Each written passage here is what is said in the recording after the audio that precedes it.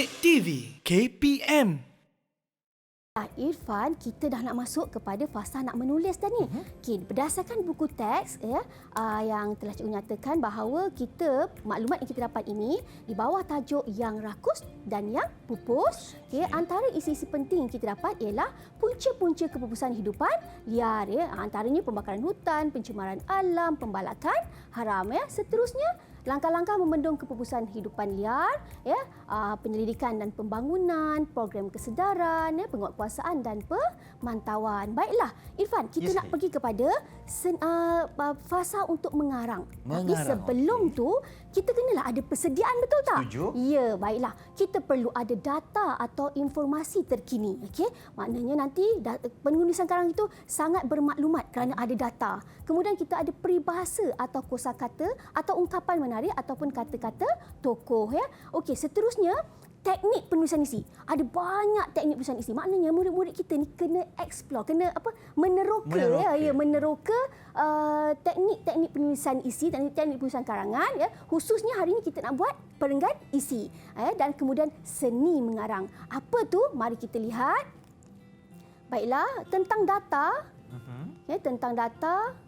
Okey, kita lihat dulu yang pertama iaitu mengenai data ataupun informasi terkini. Berdasarkan statistik hidupan liar mati mengikut spesies bagi tahun 2012 hingga 2017 yang dikeluarkan oleh Jabatan Perlindungan Hidupan Liar dan Taman Negara Perhilitan, kera merupakan hidupan liar yang mencatat angka tertinggi iaitu sebanyak 23,433 ekor. Banyak tu Irfan, kera di negara kita yang telah mati. Kalau asyik mati je kera kat negara kita, lama-lama negara kita dah tak ada kera, dah pupus kan. Betul tu. Jadi ini data, informasi ini kita dapat daripada mana? Daripada buku teks. Maknanya buku teks memberikan banyak maklumat. Di samping itu, murid-murid kenalah banyak membaca. Betul, pandai Irfan. Baiklah, kena banyak membaca untuk mendapatkan data atau maklumat tambahan. Baiklah, seterusnya kita lihat. Kita lihat pula tadi apa kita sebut? Peribahasa kan? Kosakata. Peribahasa dan kosakata menarik. Baiklah. Peribahasa Irfan, disebabkan kita ni ada kaitan dengan yang rakus dan yang pupus ni kan, ada kaitan dengan alam sekitar kan. Irfan cuba beri peribahasa yang ada imej atau unsur alam. Ada imej ataupun unsur alam. Baik, Irfan ingat dulu cikgu okey, ingat satu. Kalau tiada angin, masakan pokok bergoyang. Wah, pandailah Irfan. Okay. Betul. Baiklah, tapi Irfan, untuk peribahasa ni kita bukan boleh tulis saja. Ambil je apa-apa peribahasa. Kita kena tulis peribahasa yang sesuai dengan konteks ayat. Maknanya kalau kita tadi cerita tentang hidupan liar, tak bolehlah kita ambil peribahasa, contohlah peribahasa yang tak ada, yang tak ada. Tapi kalau kita boleh kaitkan, cantik, maknanya baguslah murid kita dapat mengaitkan peribahasa dalam penulisannya, kena dengan konteks ayatnya. Baiklah, kita nak cuba tanya murid-murid kita, apakah peribahasa yang agaknya sesuai untuk digunakan dalam penulisan kita nanti. Okey, siapa nak cuba? Apa yang berkaitan? Silakan Aisyah Izzati. Aisyah Izzati, silakan. Cikgu, saya nak pilih peribahasa lempar batu sembunyi tangan. Jadi dia berkait dengan individu yang tidak bertanggungjawab, cikgu. Betul, baiklah. Jadi kita boleh buat ayat kita macam segelintir individu yang bertindak melakukan pembakaran hutan merupakan mereka yang tidak bertanggungjawab bagai lempar batu sembunyi tangan. Wah, bagus. Ya, betul. Itu yang kita kata Irfan. Maksudnya dalam kita mengarang tu kita kena letakkan peribahasa dan ayat tu kata cantik je dia kan. Dalam susunan dia tidak terpisah ataupun dalam peribahasa tu dapat menggambarkan maksud yang nak disampaikan. Baiklah, satu mata ganjaran. Satu ganjaran untuk Izzati. Okey, boleh letak atak dulu. Seterusnya siapa nak cuba beri peribahasa? Izzati dah beri lempar batu sembunyi tangan. Ya. Okey, baik-baik ambil ya. Dah lambai-lambai dah. Okey, silakan ambil. Tak siapa nak jawab tu, silakan. Cikgu, saya rasa peribahasa tak kenal maka tak cinta pun boleh guna juga, cikgu. Menarik. Okey, tapi macam mana macam nak kaitkan kan? Ya, betul. Silakan. Okey, contoh ayat dia macam ni. Melalui program kesedaran tentang hidupan liar, masyarakat dapat memahami dengan lebih mendalam akan kepentingan hidupan liar dalam keseimbangan ekosistem sekaligus akan menghargai dan menjaga setiap spesies hidupan liar persis peribahasa tak kenal maka tak cinta. Oh, lama. Irfan dengar tu persis peribahasa Asal tak kenal maka tak cinta. Ya, nampak kan cara dia buat olahan ayat itu bila masukkan peribahasa nampak lebih cantik. Ya, bagus betul peribahasanya. Kita berikan mata ganjaran untuk Amir. Okey, kita bagi satu ganjaran lagi untuk Amir. Okey, haiwan apa kita pula? nak dengarlah peribahasa yang terakhir. Siapa nak cuba peribahasa yang terakhir? Adeline, silakan Adeline. Okey, bagi saya bagai au dengan tebing ni ada kaitan juga.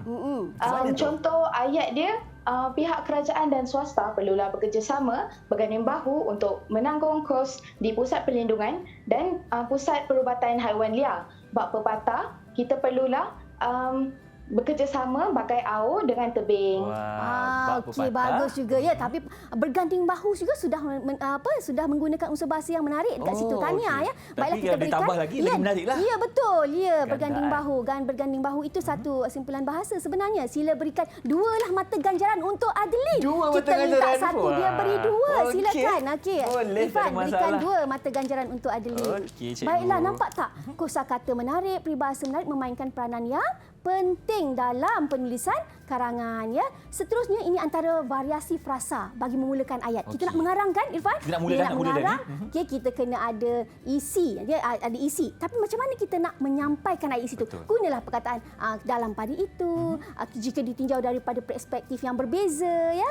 Okey, kemudian kalau contoh tak ada asyik-asyik sebagai contoh ya. Irfan, kita boleh guna hal ini dapat dilihat ataupun buktinya tamsilnya ya. Tamsilnya. Ya.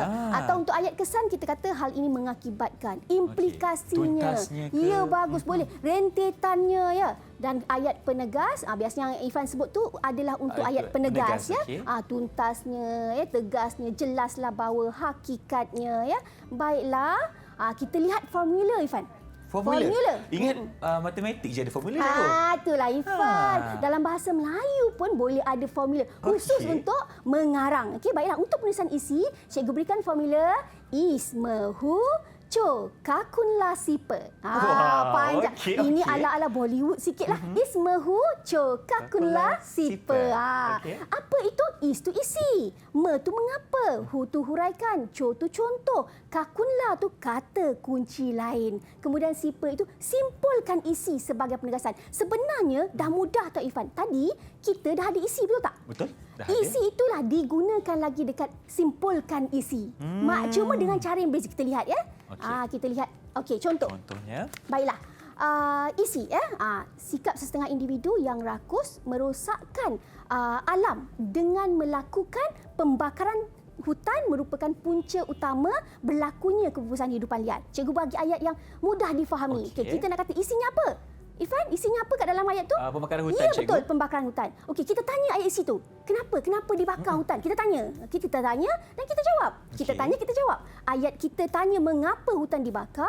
Hal ini dikatakan kedemikian kerana wujudnya sikap mementingkan dia. Betul tak? Betul, ya, setuju. Tanpa memikirkan impak yang akan berlaku terhadap habitat hidupan liar yang hidup di hutan. Lepas tu kita huraikan lagi. Okey, kenapa nak kena bakar hutan? Betul tak? Kita huraikan lagi. Kita jelas sebab kalau kita kata hurai-hurai nanti murid tak nampak apa nak buat, apa nak dituliskan. Jadi kita berikan, kita tanya ayat pertama, lepas tu kita huraikan lagi kenapa perlu bakar hutan.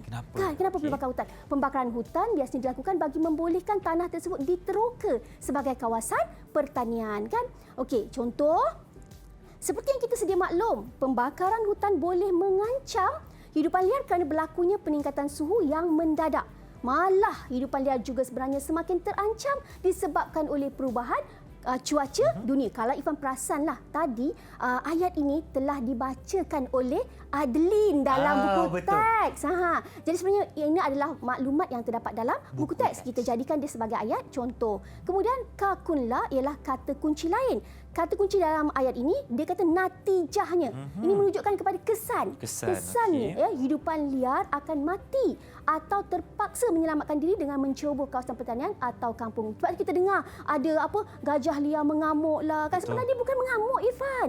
Dia dah habitatnya sudah diancam. Sebab itulah dia pergi ke kampung-kampung. Betul kan? Dia nakkan hak dia saja. Rumah dia dah tak ada. Macam mana nak duduk? Ya, betul. Baiklah. Kemudian akhir sekali kita tegaskan dengan simpulkan isi sebagai penegasan. penugasan. Apa isi kita tadi? Isi kita mengenai pembakaran hutan, Baiklah, cikgu. kita ambil perkataan sama ada pembakaran hutan atau membakar hutan, kita buat dalam ayat simpulkan isi. Tegasnya, kita perlu memastikan tindakan membakar hutan oleh individu yang bersikap lempar batu sembunyi tangan, ini dihentikan dengan melaporkan perkara tersebut kepada pihak berkuasa bagi memastikan hutan kita sentiasa terpelihara dan hidupan liar tidak diancam kepupusan. Nampak tak proses menulis? Nampak. Bila kita tunjuk kepada murid ni proses menulis, okey, boleh tambah baik lagi untuk kosakata menarik ya.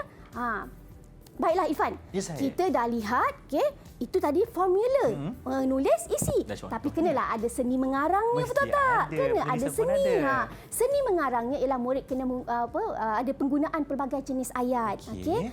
Lepas tu apa lagi? Laras bahasa yang sesuai. Kalau karangan jenis seni macam perbahasan ke pidato ke, laras bahasa dia agak berbeza ya. Okey, betul. lepas tu pengolahan yang menarik. Tadi kita dah belajar kan, termasuk peribahasa kan. Lepas tu mempunyai nilai tambah dalam penulisan. Ini selalunya kita buat contohlah kalau dalam karangan untuk pendahuluan kita selitkan pantun, lirik lagu, itu namanya nilai tambah. Satu lagi Irfan, yang menariknya ialah kalau kita saya kalau murid-murid ada masa kan sekarang ni murid-murid banyak menggunakan gadget untuk dalam bantuan ya, maksudnya menggunakan komputer, berbantukan alat komputer, peranti dan macam-macam.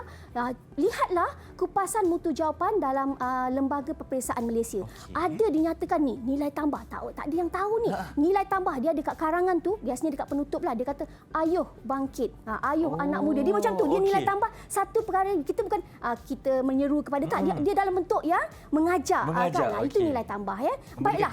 Tapi hari ini sebab kita nak tulis isi Fan. Jadi cikgu cuma terangkan bahawa ini adalah seni mengarang yang perlu ada dalam penulisan karangan. Kita nak pergi pada tugasan murid-murid. Tugasan? Boleh. Jom Tadi kita dah senaraikan isi ya. Okey, murid diminta memilih mana-mana isi penting yang telah disenaraikan.